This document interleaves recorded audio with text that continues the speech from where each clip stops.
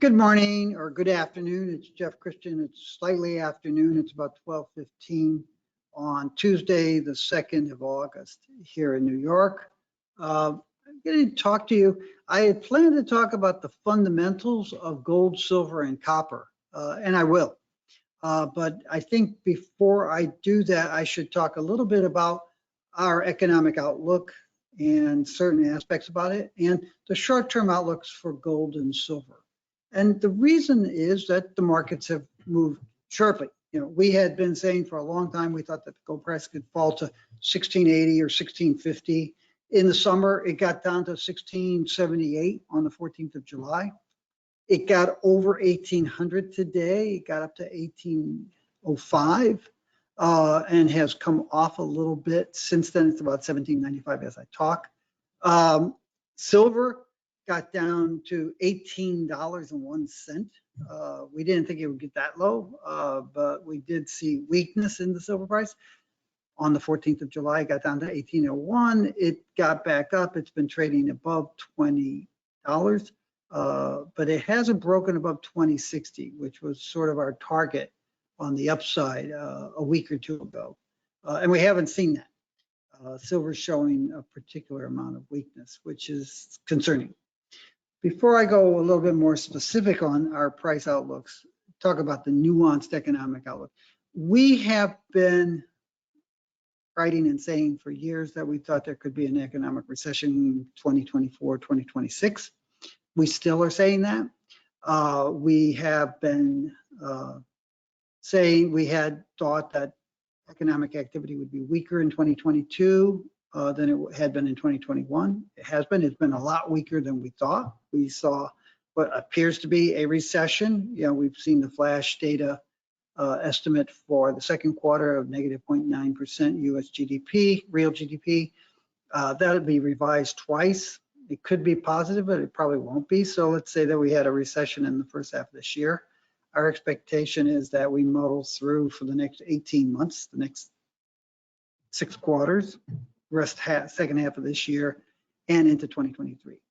We had been saying that we thought that economic conditions would be severely constrained in 2023, leading into the potential for a recession in the years beyond that. And we still are saying that. So what does that mean for precious metals? Well, one more point I would make.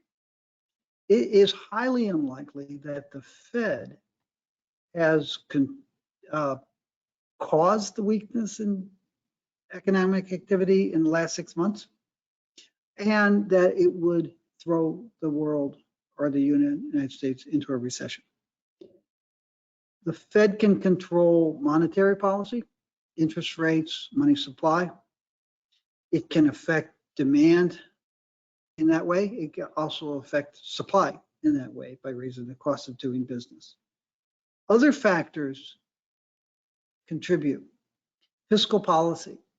And one of the things that we saw was a $2.7 trillion deficit in the US government in 2021, which represented massive fiscal stimulus from the administration and Congress. We have about $1 trillion deficit this year, which is pretty obscene, but it's $1.7 trillion less stimulus into the economy than we had seen the previous year. And that is much more important in explaining and understanding the weakness we've seen over the last 6 months, and probably the weakness that we're going to see in the next 6 months of this year and 2023 and beyond. Fiscal policy, which the administration and Congress run, is more important than monetary policy, despite what Milton Friedman said, despite what other people say, in determining economic activity. Also, there are a variety of other supply and demand factors in the real economy that come into play. We do think that we will see weak growth leading to a recession. We don't think it's going to be monetary policy that does that. Monetary policy is definitely contributing, but you have to look at the real economy and fiscal policy on top of that. What's all that mean for gold and silver? Well, we still think that the prices are kind of weak. And we issued actually sell signals today in our trade recommendations for gold and silver, saying gold 1805, 1795. It's risen more than $100 since its low. We still expect seasonal weakness and cyclical weakness. We've seen a little bit of strength in the dollar this week, today. You know, we have seen a very strong dollar for a couple months. Surprised a lot of people except CPM Group, those people who actually listen to us and understand us.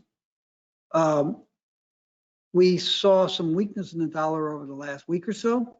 And there are signs today that that's sort of played out and that we're now going to a neutral dollar stance today, mixed stance, and probably we'll see some renewed strength in the US dollar. Oil prices are down. The stock market is volatile. Interest rates actually have moderated. Our expectation is that precious metals, you know, as I said, very short term, like the next 5 days, we wouldn't be surprised to see gold come off. Silver hasn't really risen the way I said, you know, that's very problematic in our mind. And we wouldn't be surprised to see silver prices come off too over the next 5 days, 2 weeks. Longer term, beyond August, we're looking for modest increases in gold and silver prices as people readjust their views of where the economy is going and the political environment.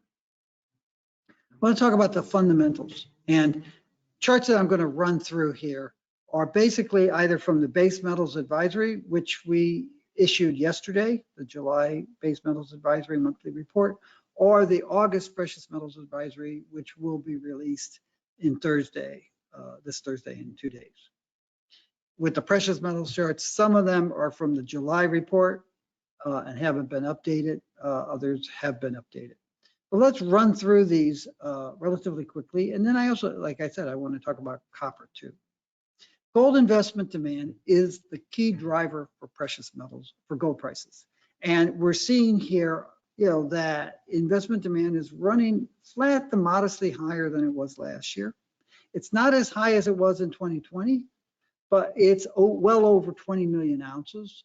And there is strong demand for gold from investors. And that is actually supporting the price. When you see 1678, it's a buy.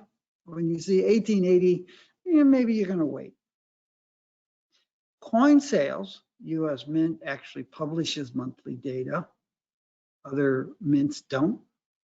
The coin sales by the US Mint for gold coins are actually up about 20% year over year. Strong demand for gold coins, at least for the US. ETF holdings are running steady. We saw a big increase in 2020, came down in 2021. Little this year. The yellow bar is this, this is through July, and the blue bar for 2022 is 2022 through July. It's up a couple million ounces, and the yellow bar is the same 7-month period in 2021, which was down several million ounces. So you're seeing relatively healthy demand, but cautious demand.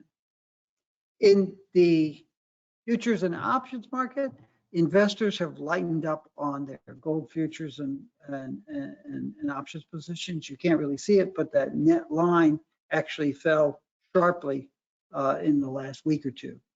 And it's down to about, I think it's below 15 million ounces net position.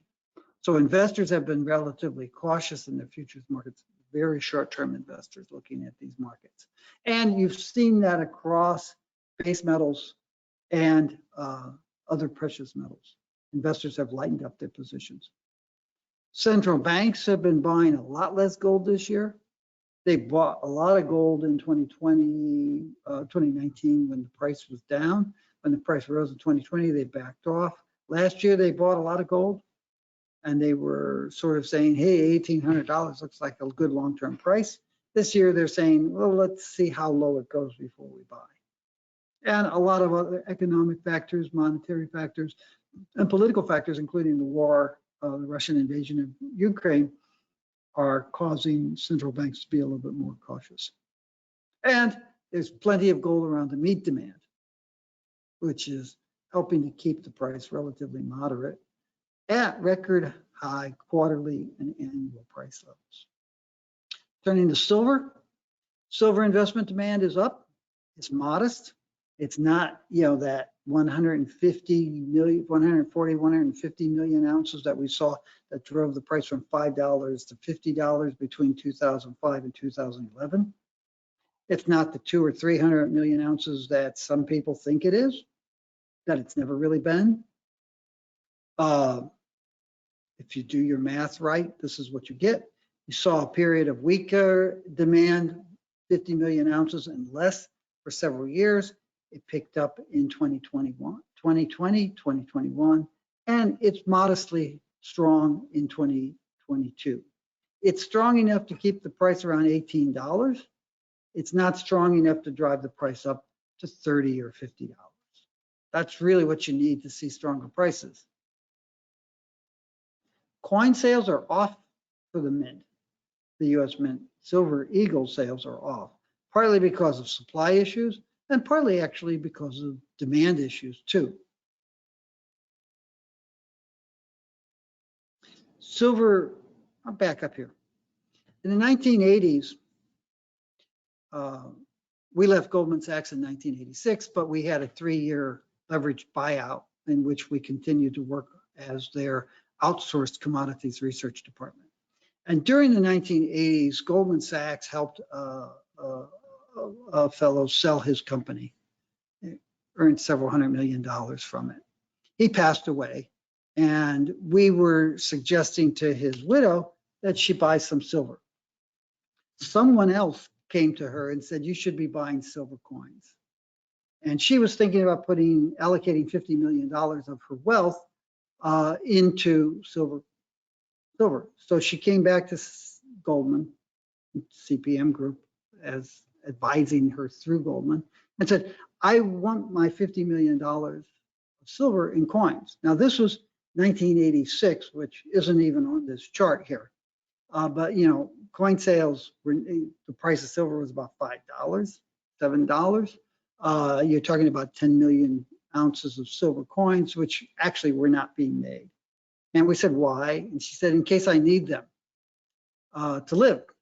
And we pointed out that she probably wouldn't need 10 million silver coins to live, and that she might want to buy a couple thousand silver coins to have them. They're very pretty and they are good and they're divided, but that most of the $50 million worth of silver that she was planning to buy, she should buy in 1,000-ounce bars that are readily deliverable if you want to sell them. And she did. She bought a couple 1,000 ounces of Silver Eagles. She bought a lot of 1,000-ounce bars. She stored them in a depository where she didn't have to worry about somebody coming back when she wanted to resell them. And when the price of silver rose, she sold them. And she and her family are billionaires now.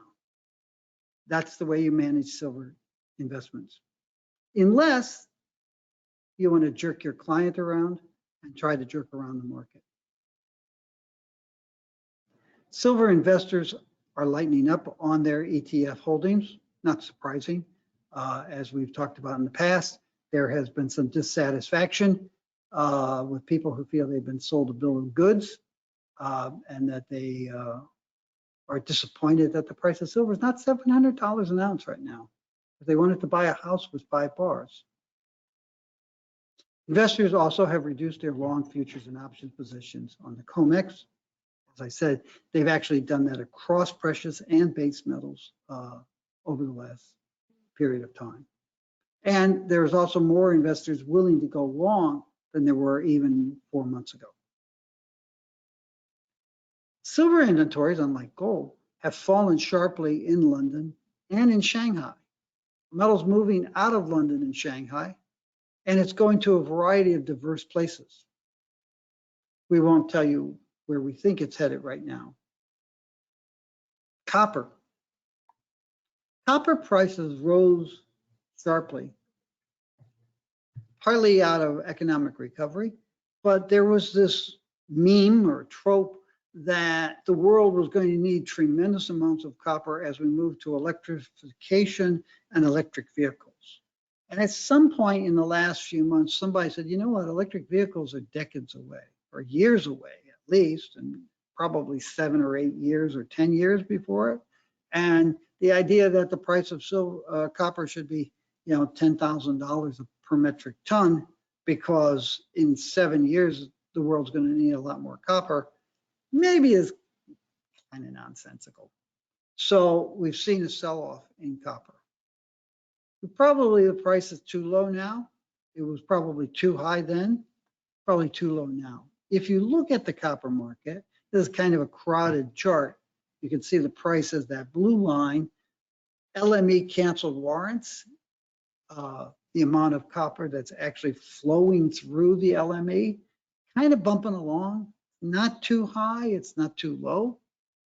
And the inventories have declined really over the last 4 years. They've declined to levels that are not critically low. They're lower than they had been for much of the last 20 years, but they're not critically low. So you're seeing some upward pressures on copper, but not enough to really drive the price to $10,000 a metric ton and keep it there. Going forward, we have a much more bullish view because we have a much more tighter market.